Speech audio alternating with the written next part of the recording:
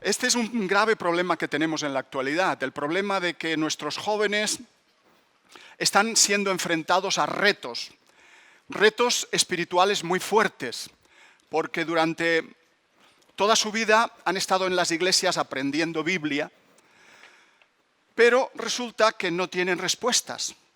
Las respuestas que nos daba en esta mañana Jorge sobre la resurrección de Jesús son fundamentales para taparles la boca a muchos profesores que se burlan de Dios.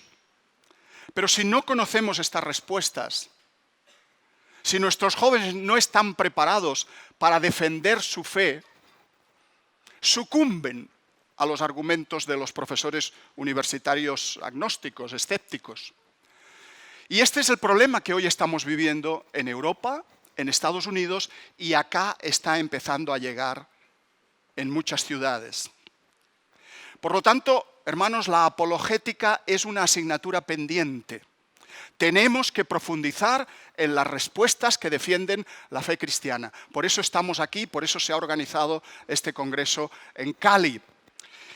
Yo les voy a hablar de Dios y el cosmos. Vamos a ver en esta mañana cómo la Biblia desde la primera frase empieza diciendo que Dios al principio creó los cielos y la tierra. Esto que dice la Biblia, en el momento que lo dice, era algo absolutamente original. Porque las demás culturas, las demás civilizaciones, los demás pueblos periféricos al pueblo de Israel, no creían que el mundo hubiera tenido un principio. Creían que el mundo era eterno, había existido siempre. Así lo pensaban ellos, desde los babilonios, pasando por los egipcios, los griegos, los romanos con toda su parafernalia de dioses con defectos humanos. Ellos creían que los dioses habían salido de la materia que era eterna. Las aguas de los mares, las aguas de los ríos, la tierra, todo eso había existido siempre. Y en algún momento determinado, la materia crea a los dioses. O sea, que cuando la Biblia dice en el principio creó Dios los cielos y la tierra, está siendo absolutamente revolucionaria en su contexto geográfico, histórico, cultural, religioso. De manera que, dice el salmista, por la palabra de Dios fueron hechos los cielos y todo el ejército de ellos, por el aliento de su boca. Lo que está diciendo aquí el salmista no es que la materia crea a los dioses, es todo lo contrario. Es la palabra de Dios quien lo crea todo. Él mandó y existió. El verbo trae a la existencia. El verbo llama al no ser para que sea. Y eso es algo absolutamente nuevo y absolutamente revolucionario en el contexto de la Biblia. Crear a partir de la nada, como se dice en latín, creatio ex nihilo. Y esta idea de creación a partir de la nada, tan nueva, tan revolucionaria, la van a justificar Justino Mártir en sus libros, en sus argumentaciones, Ireneo. Ya hemos oído hablar en esta mañana de estos llamados padres de la Iglesia, de los primeros siglos del cristianismo, Tertuliano, Clemente de Alejandría, Orígenes. Insisten, profundizan en la idea de crear a partir de la nada. ¿De qué nada? De la nada de nada. De la nada absoluta. Porque la nada de la que hablan hoy los físicos de partículas, la nada de la que habla la física cuántica, es una nada que no es nada, sino que es algo. Es un hervidero de partículas. Es un hervidero de campos, de ondas. O sea que no es nada, es algo, ¿verdad?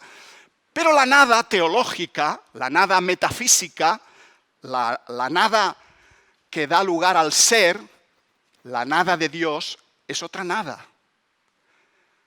Siempre existió Dios. Dios es eterno. Pero en un momento determinado, Dios crea la materia, el espacio y el tiempo. El tiempo no existía eternamente. El tiempo es creado. Y algunos dicen, bueno, y al principio el tiempo iba a la misma velocidad que hoy. Los días de Génesis pueden ser largos periodos geológicos, largos periodos, grandes eras. Pero eso son cuestiones para otra conferencia, ¿eh? Simplemente las esbozo ahí. Aristóteles, por ejemplo, el gran padre de la filosofía griego, no creía en lo que dice la Biblia. No creía en la creatio ex nihilo, en la creación a partir de la nada, sino que pensaba que el mundo era eterno. Fíjense ustedes que la idea de eternidad de la materia ha estado arraigada desde siempre en las conciencias humanas, en muchas personas. De hecho, la ciencia suscribía la eternidad del mundo, la eternidad de la materia, hasta prácticamente mediados del siglo pasado, del siglo XX. Los científicos creían en la eternidad de la materia y se burlaban de la Biblia diciendo que el mundo tuviera un principio, que el mundo fuera creado a partir de la nada, es una idea religiosa, no es una idea científica, no es una idea razonable. Lo razonable es la eternidad del mundo, no la creación del mundo. Y encontramos, por ejemplo, a Svante August Arrhenius, que a principios del siglo XX escribió: la creencia de que algo pueda surgir de la nada está en contradicción con el estado actual de la ciencia, según la cual la materia es inmutable.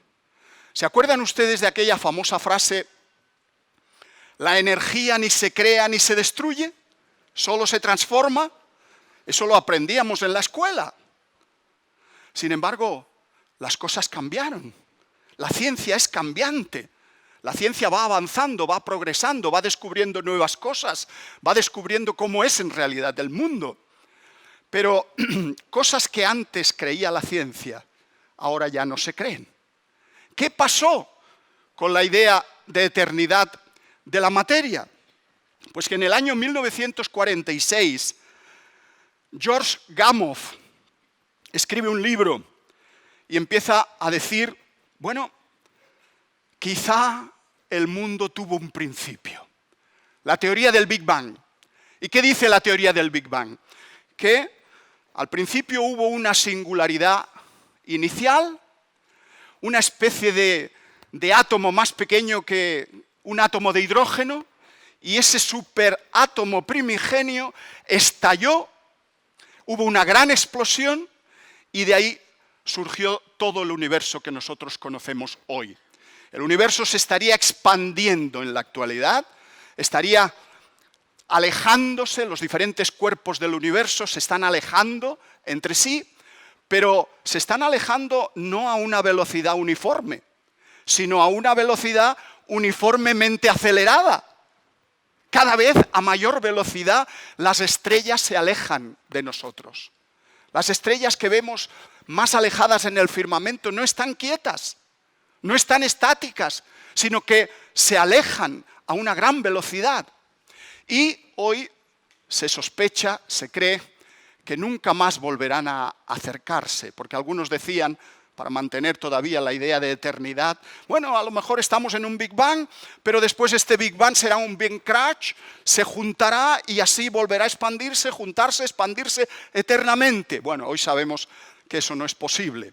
No es posible, primero porque contradice las leyes de la física, de la termodinámica, y después porque lo que estamos viendo es que cada vez se están a una mayor velocidad alejando de nosotros. De manera que no es que el Big Bang, la teoría del Big Bang, demuestre la creación teológica, la creación bíblica. Con eso hay que tener cuidado. porque las teorías científicas son cambiantes. Si uno se casa con una teoría científica hoy, a lo mejor se tiene que divorciar pasado mañana, ¿verdad? Entonces, no es que el Big Bang demuestre la creación bíblica, pero, desde luego, sí que es un espaldarazo, sí que es un punto de apoyo.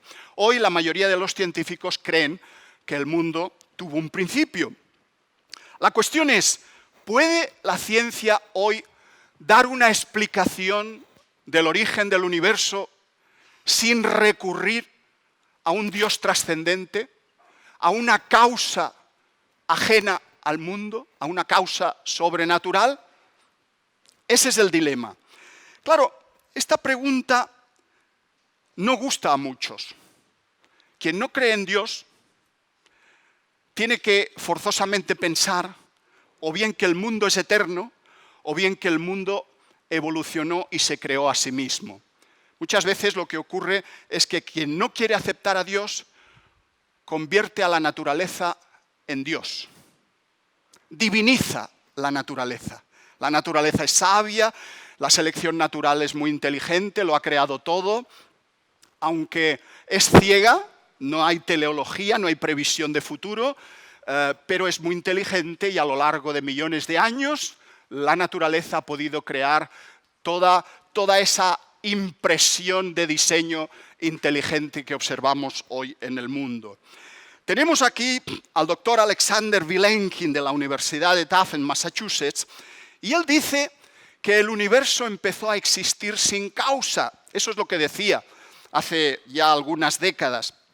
Y nos hablaba del efecto túnel cuántico, que igual que en la naturaleza, en los laboratorios se producen partículas, consiguen atravesar determinados campos de potencial, así quizá también se podría haber creado el universo. Son teorías físicas difíciles de entender, pero él llegaba a esta conclusión. ¿Podría también el universo haber empezado a existir sin una causa? Es algo que va contra la razón. Todos los efectos tienen una causa que los produce. Sin embargo, este hombre empezó a decir esto. La nada de Vilenkin no es, como decía antes, la nada absoluta. Es otro tipo de nada. Pero posteriormente, curiosamente también, Vilenkin se ha retractado de estas ideas. Y una de las últimas entrevistas que se le han hecho, él dice, no, mi teoría no era buena. Yo reconozco que el mundo no es eterno. El mundo tuvo un principio. Él no es creyente, él no cree en Dios, pero sigue creyendo que el mundo empezó.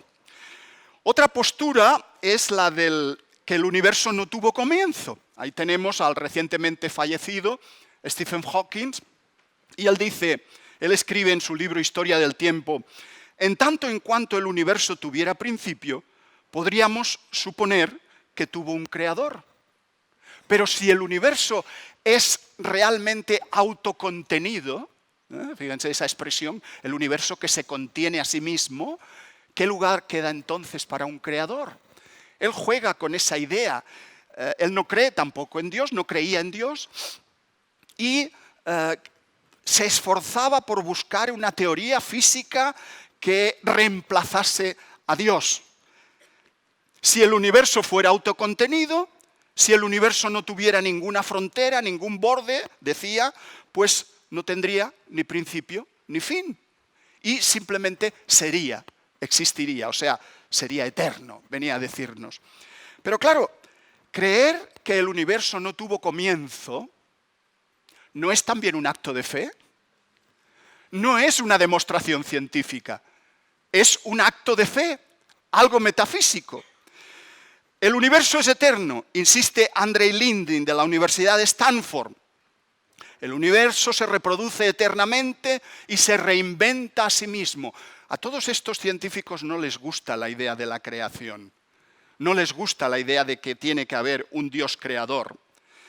Y entonces, según él, el universo sería pues una especie de burbuja que se hinchó separándose de un universo anterior, preexistente, y ahí surgen los universos como si fuesen burbujas de jabón, ¿verdad?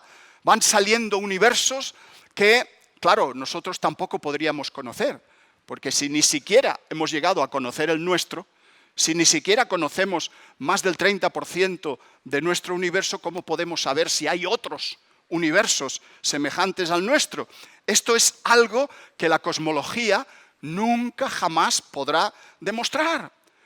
¿Es una teoría científica o es una teoría metafísica? La selección natural de universos, Lee Smolin, este científico canadiense, habla también de una serie infinita de universos que se crean, se extinguen, cuyas leyes evolucionan y que esos universos solo subsisten si generan agujeros negros, esos agujeros que se lo tragan todo, y los universos pues, se crearían a sí mismos como si fuese la teoría darwinista, ¿no? Una selección natural de universos. Pero ¿esto es física, insisto, o es metafísica? Estamos hablando de teorías que jamás se podrán comprobar, y mucho menos demostrar. Neil Tarok, la teoría de supercuerdas o de los universos en colisión. El universo presente es el resultado de una colisión entre enormes membranas de 4 dimensiones, dice él. Es la teoría de supercuerdas. El tiempo y el espacio son infinitos, no serían creados. De nuevo, estamos ante algo absolutamente incomprobable por la ciencia. Y la teoría del multiverso, de la que hemos hablado, que es Martín Rees. El ajuste fino del universo se podría explicar si existieran infinitos universos. Vamos a hablar ahora un poco de lo que es el ajuste fino.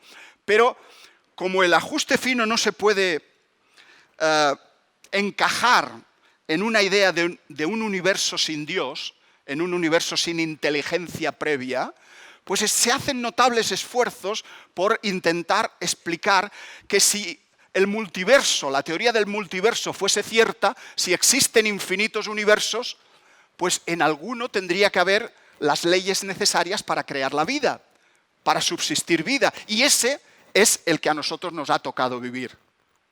Eso es lo que dice la teoría del multiverso. Como existen todos, no necesitamos a ningún Dios. Nosotros estamos en el único universo que permite la vida. Pero claro, la teoría del multiverso sigue siendo una teoría metafísica. Es algo, como digo, absolutamente incomprobable. Claro, si se trata de proponer hipótesis metafísicas, yo creo que la mejor hipótesis, la más razonable, es la de que hay un Dios creador. Como dice el doctor en filosofía William Lane Craig, si el universo comenzó a existir, entonces tiene que tener una causa exterior al universo que debe ser el creador. Esto es el argumento que él defiende. ¿Cuáles serían las evidencias de inteligencia en el cosmos? ¿Cómo podemos saber que el universo se ha creado inteligentemente y no por casualidad? Bueno, pues estas tres serían las razones principales. El ajuste fino, el principio antrópico y la Tierra como algo privilegiado, como un planeta diferente a los demás. Vamos a ver un pequeño video del ajuste fino y esto nos va a dar la idea de que realmente es muy difícil pensar que el universo se hizo solo.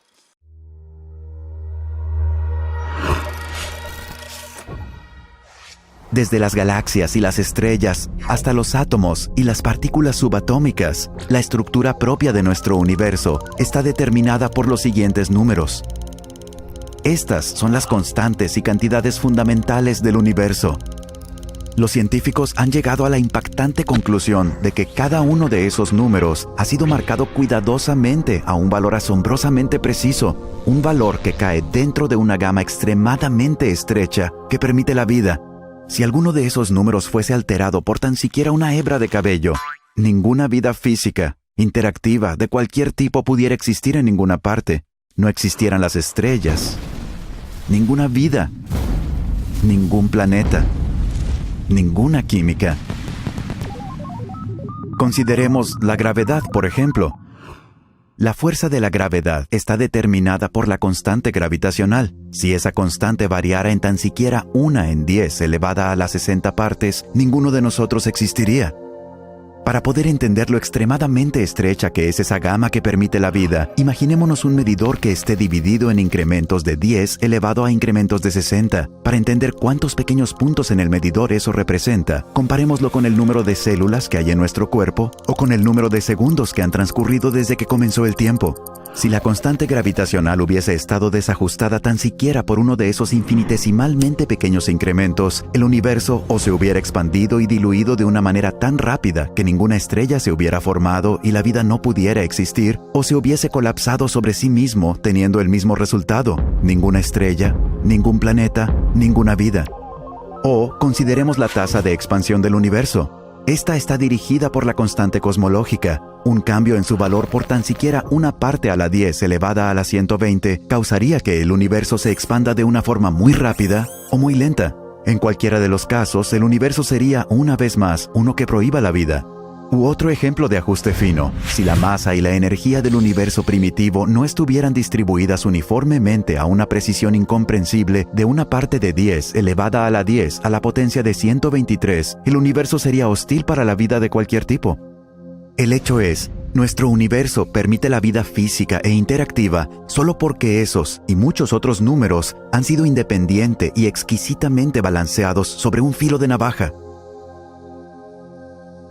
A donde quiera que miran los físicos, ellos ven ejemplos de ajuste fino.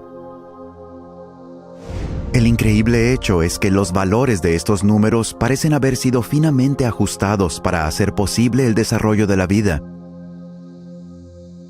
Si alguien declara no estar sorprendido por las características especiales que tiene el universo, él está escondiendo su cabeza debajo de la arena. Estas características especiales son sorprendentes e improbables. ¿Cuál es la mejor explicación para este asombroso fenómeno? Hay 3 opciones vivas. El ajuste fino se debe o a la necesidad física, o al azar, o al diseño. ¿Cuál de estas opciones es la más plausible?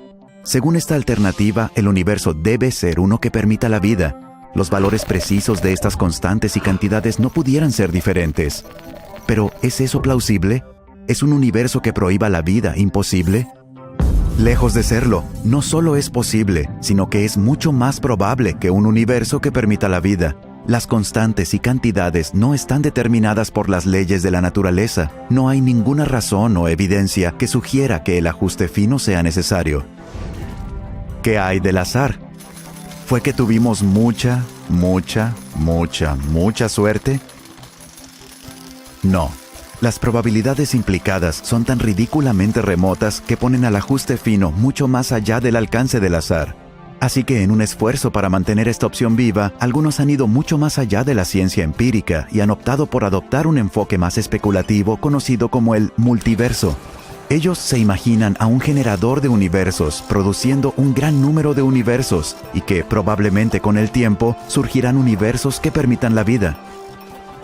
No obstante, no hay evidencia científica para la existencia de este multiverso. No puede ser detectado, observado, medido o probado. Y el propio generador de universos iría a requerir una gran cantidad de ajuste fino. Además, pequeñas áreas de orden son mucho más probables que las áreas grandes. Así que el universo más probable y observable sería uno que sea pequeño, habitado por un único y simple observador. Sin embargo, lo que realmente observamos es la misma cosa que menos deberíamos esperar. Un universo vasto, espectacularmente complejo, altamente ordenado, habitado por billones de otros observadores. Por lo tanto, incluso si el multiverso existiese, lo cual es un punto debatible, este no haría nada para explicar el ajuste fino. Dada la improbabilidad de la necesidad física o del azar, la mejor explicación del por qué el universo está finamente ajustado para la vida puede muy bien ser que él fue diseñado de esa manera.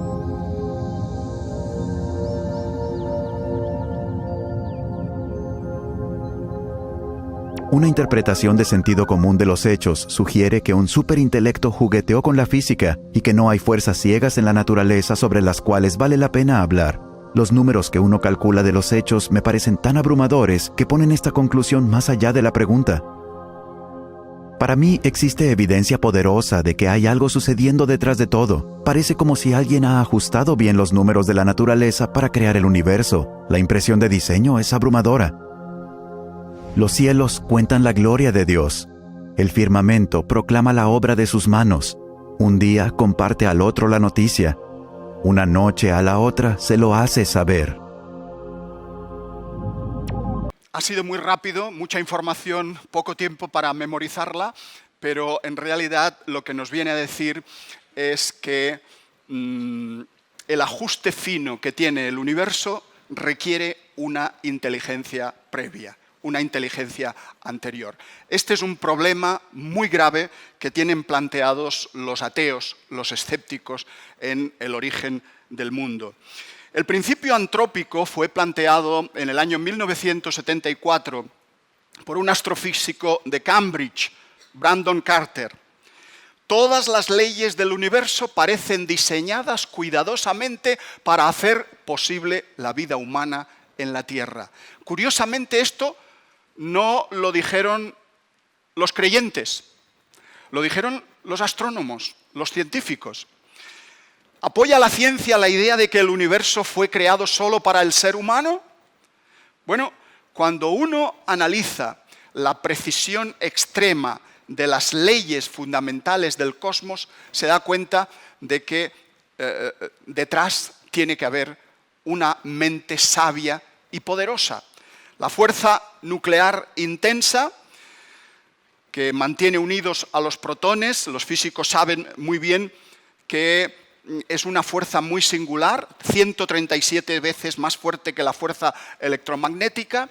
Si fuera esta fuerza ligeramente mayor o ligeramente menor, no sería posible la vida. Sin ella no se habrían formado los átomos, como hemos visto en esta imagen.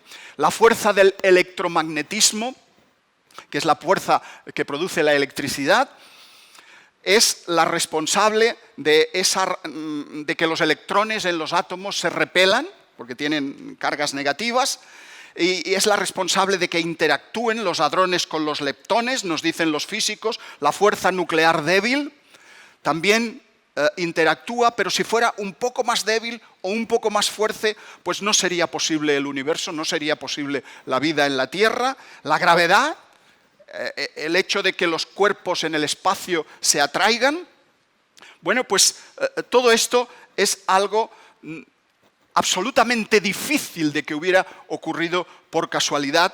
10 elevado a 40 veces más débil que la fuerza electromagnética. ¿Y qué pasaría si fuese un poco mayor o un poco menor? Pues lo mismo de siempre. Nuestra existencia sería del todo imposible. No podrían existir los seres vivos. Hay muchísimas coincidencias, aparte de estas 4 fuerzas. Es que parece como si alguien hubiese calibrado exquisitamente esas constantes del universo para que la vida se dé. No se trata de un exceso de suerte, porque Dios no juega a los dados. Dios calcula, Dios calibra, Dios piensa inteligentemente y Dios actúa.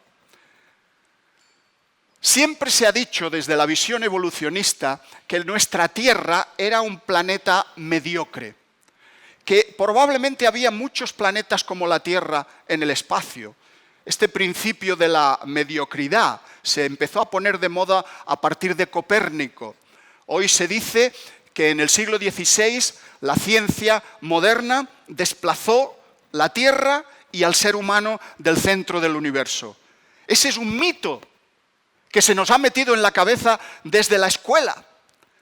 El mito de pensar que nosotros éramos el centro del mundo, el ser humano era la medida de todas las cosas, y que Copérnico, al decir que la Tierra giraba alrededor del Sol, y no al revés, no el Sol alrededor de la Tierra, nos bajó de nuestro trono, nos bajó de nuestro pedestal, y después la teoría de la evolución continuó bajándonos. Es decir, ya no somos ni siquiera seres especiales, sino que somos simios que hemos tenido suerte y hemos evolucionado de una manera diferente. Y ese mito de la mediocridad de la Tierra, de la mediocridad del lugar que ocupa la Tierra en el espacio, se convirtió en doctrina y hoy se enseña por todas partes. Sin embargo, es falso decir que realmente en la época, en la Edad Media, se pensaba que la Tierra, aunque se creía que era el centro del sistema solar, que el Sol giraba alrededor de la Tierra, eso le daba un mayor prestigio a la Tierra, un mayor privilegio. No es así. En la Divina Comedia de Dante, escrita en el siglo XIV, se describen los distintos niveles del infierno, como el infierno estaría en el centro de la Tierra, por tanto el centro de la Tierra era lo peor, no lo mejor. Y que precisamente lo que hicieron Copérnico y Galileo, al decir que el centro era el Sol y que la Tierra estaba dando vueltas alrededor del Sol, eso ensalzaba la posición de la Tierra y no la degradaba. Copérnico, Galileo y Kepler veían el nuevo esquema con el Sol en el centro y la Tierra girando alrededor como algo que era muy importante. Y Galileo dice, se puede probar que la Tierra tiene movimiento, que la Luna, que supera a la Luna en brillo y que no es el sumidero en el que el universo recolecta lo sucio y lo efímero.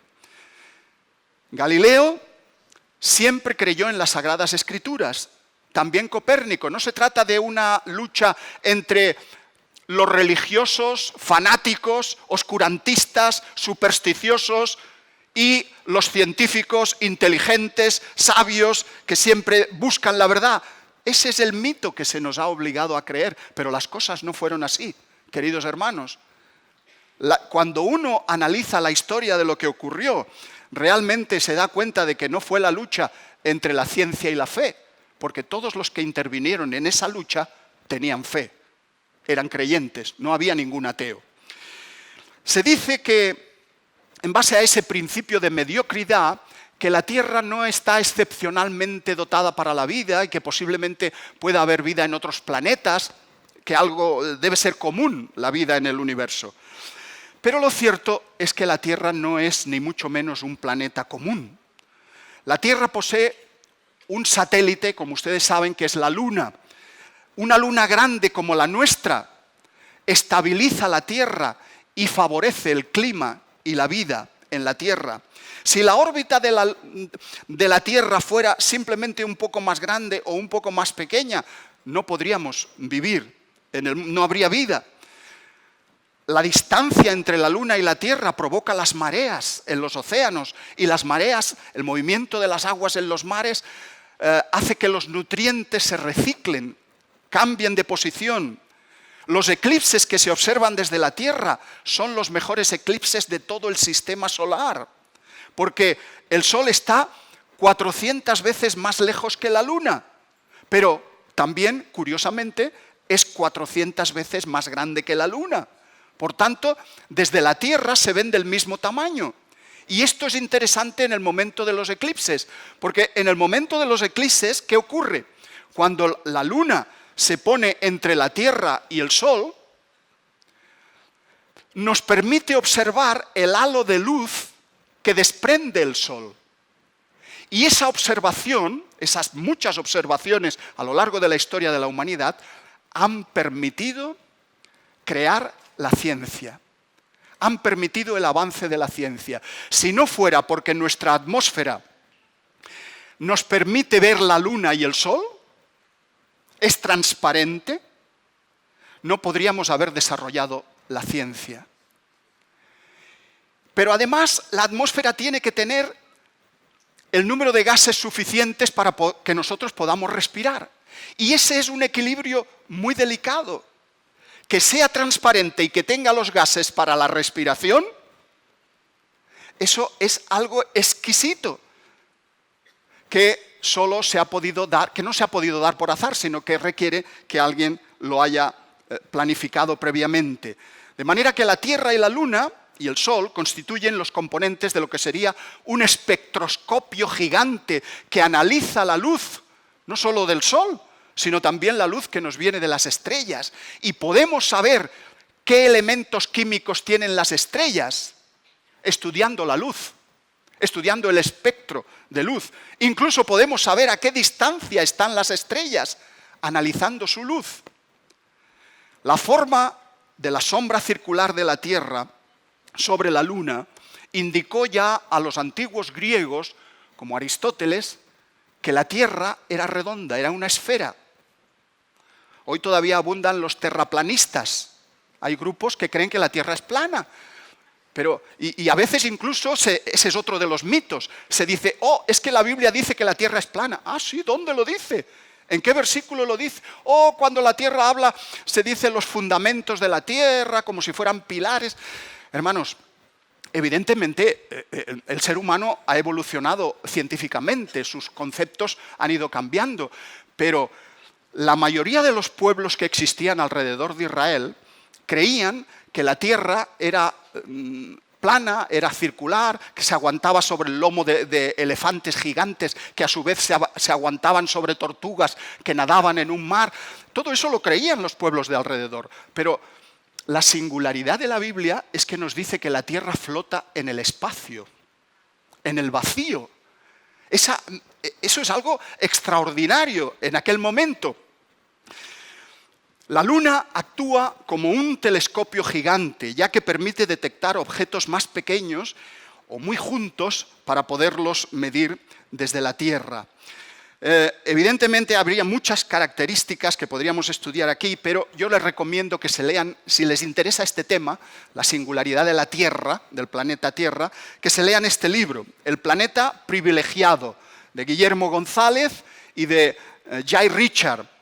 Este libro llega a esa conclusión. La Tierra es un único planeta, es un planeta privilegiado para la habitabilidad, para que podamos vivir en ella, y para la mensurabilidad, es decir, para poder medir el universo, para poder hacer ciencia. Esto es algo extraordinario que hasta ahora no se había visto. El campo magnético terrestre que provee la Tierra, que nos protege de las partículas cósmicas que pueden producir cánceres y pueden matar. La Tierra tiene el tamaño adecuado para la vida. Si fuera más pequeña, pues tendría menos gravedad y perdería la atmósfera y se enfriaría y por lo tanto no sería apta para la vida. Pero si fuera más grande, al tener mayor gravedad y la atmósfera sería más pesada, pero la fuerte presión que habría en la superficie de la Tierra no nos permitiría tampoco vivir. Los seísmos, los terremotos, aunque pueden ser catastróficos y se dan sobre todo donde hay ciudades, son necesarios para el reciclado de la materia, del CO2, de la atmósfera y para hacer que la Tierra sea habitable. Aquello de que no hay mal que por bien no venga. La atmósfera terrestre nos permite respirar y nos protege de los rayos cósmicos a la vez que nos deja ver las estrellas. Y este delicado equilibrio es muy improbable que apareciera por simple casualidad. La vida es algo muy singular. La vida está ligada a un mundo con características muy especiales como es el nuestro, que es el planeta Tierra. También se dijo que el Sol era una estrella bastante ordinaria, y esto es falso. El Sol es bastante atípico. El Sol se encuentra entre el 9% de las estrellas con mayor masa de la Vía Láctea, y su luz varía mucho menos que el de las demás estrellas. Si variara mucho, no sería posible la vida, cambiaría muy rápidamente nuestro clima. El sistema solar en el que vivimos también es bastante atípico en contra de lo que dice el principio de la mediocridad, porque permite, por ejemplo, se habla últimamente de los meteoritos que vienen del espacio, a ver si viene algún meteorito y acaba con la vida en la Tierra. Bueno, tenemos ahí Saturno, tenemos Júpiter. Esos planetas son como escudos protectores de la Tierra, orbitan alrededor de la Tierra y paran muchos meteoritos que vienen del espacio y que podrían colisionar con nuestro planeta, con la Tierra. De manera que esos grandes planetas están ahí por algo, están haciendo un trabajo especial, una misión especial. Se dice también que el número y tipos de planetas y satélites pues tiene poco que ver con la existencia de vida en ellos. Bueno, esto tampoco es cierto. porque los planetas grandes como Júpiter nos protegen, como digo, de los meteoritos y de los asteroides. La quinta proposición era que, tampoco el lugar que ocupamos en el universo pues es una cosa mediocre, no estamos en el centro del universo. Bueno, no estamos en el centro del universo, entre otras cosas, porque el universo no tiene centro. Ahora los cosmólogos piensan que el universo no tiene centro, se está expandiendo no a partir de un centro, sino que se está expandiendo por todas partes a la vez. Es una expansión diferente. Pero lo cierto es que estamos ocupando el mejor lugar de la galaxia, no solo para vivir, sino también para aprender de las estrellas que nos rodean. Se dice que nuestra galaxia tampoco es demasiado importante, no es excepcional y que puede haber vida en cualquier otra galaxia. Tampoco eso es así. Nuestra galaxia, la Vía Láctea, está entre el 2% de las galaxias que se podría vivir, habitables, y por lo tanto es un lugar especialmente adecuado para nosotros. Se dice que el universo es eterno, ya lo hemos visto, que es infinito en espacio y materia, pero hoy la astronomía acepta que el universo tuvo un principio en el tiempo, igual que lo tuvo la Tierra, igual que lo tuvieron el resto de los astros. Las leyes físicas, dicen, no están especialmente preparadas para la existencia de la vida inteligente. Bueno, Fred Hoyle, que hacían alusión a él anteriormente, que era un hombre escéptico, no creía en Dios, dijo esto: una interpretación de sentido común de los hechos sugiere que un superintelecto, cada cual que llame a Dios como quiera, un superintelecto ha jugado con la física y también con la química y la biología, y que no hay fuerzas ciegas de las que valga la pena hablar en la naturaleza. Y esto lo decía una persona que no creía en Dios. El principio antrópico nos viene a decir que alguien ajustó todos los mandos del universo antes de que éste empezara a existir. Solo cuando cada dial está en su posición precisa se produce el universo habitable. De manera que el fracaso del principio de Copérnico o de la mediocridad habría que sustituirlo por el principio de la excelencia. Vivimos en un planeta excelente, vivimos en un lugar del universo excelente. No se nos ha desprestigiado por vivir en la Tierra, como se dice hoy, sino todo lo contrario. Vivimos en un lugar sumamente interesante, y cuando uno toma el tamaño medio del ser humano y lo compara con todos los cuerpos que existen en el universo, pues se da cuenta de que tenemos el tamaño medio entre todas las cosas. Si el universo tuviera un diámetro de 10 elevado a 26 y un núcleo atómico tiene un diámetro de 10 elevado a menos 14, la altura de un niño de 1 metro estaría en el centro de esas medidas. Si medimos el tiempo que ha pasado desde que se creó el universo hasta la vida media de la partícula más pequeña que existe, el latido del corazón humano es el término medio de ese tiempo. Si el universo tiene 10 elevado a 80 átomos y un electrón es la partícula, tomamos como el tamaño mínimo, el cuerpo humano estaría también situado en el centro. La escala de los tamaños nos hace sospechar que había un propósito para la existencia del ser humano. Conclusiones. Aunque el universo fuera el resultado de una fluctuación de un vacío primordial, como piensan hoy muchos físicos y cosmólogos, esto no significa ni mucho menos que el universo se haya podido crear a sí mismo. Otro error que se comete es pensar que crear significa lo mismo que cambiar o que ser una causa del cambio. Hoy los físicos, cuando hablan de la creación del universo, hablan de cambio en la materia, pero cuando la Biblia habla de creación, habla de la nada absoluta a la aparición de todo. La causa de la existencia del universo, hermanos, amigos, no es una cuestión adecuada para la física y la cosmología, porque es algo que trasciende a la ciencia. Que de la nada haya surgido todo, eso jamás lo podrá investigar ningún laboratorio del mundo. ¿Por qué? Porque es un milagro. Y la ciencia no tiene acceso a los milagros. Los milagros los hace Dios. El mayor de todos los milagros es el que nos comentaba Jorge esta mañana, la resurrección de Jesucristo. Pero ¿sabéis cuál es el otro? La creación del mundo, la creación del universo. No se puede confundir la física matemática con la metafísica. Una cosa son las teorías físicas de la ciencia y otra cosa son las teorías filosóficas que no se pueden demostrar.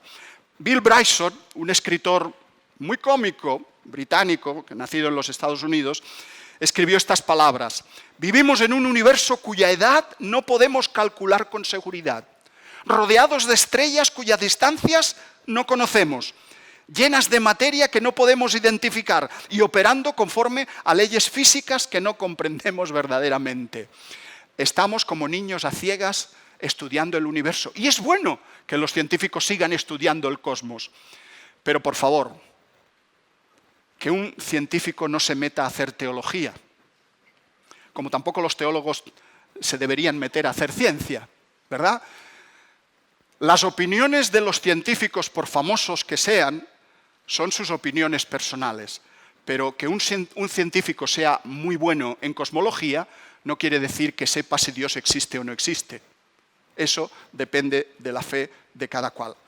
Como dice el libro de Hebreos, por la fe entendemos haber sido constituido el universo por la palabra de Dios, de modo que lo que se ve fue hecho de lo que no se veía. El diseño es la mejor explicación para el origen de las criaturas, así como de la correlación entre eso que hemos llamado la habitabilidad y la mensurabilidad. Si Dios es el diseñador supremo, que lo hizo todo con un propósito, entonces, queridos hermanos, queridos amigos, tu vida y mi vida tienen sentido, tienen propósito, y por lo tanto, cada uno de nosotros podemos descubrir el propósito que Dios tiene para cada una de nuestras vidas. Muchas gracias y que Dios les bendiga.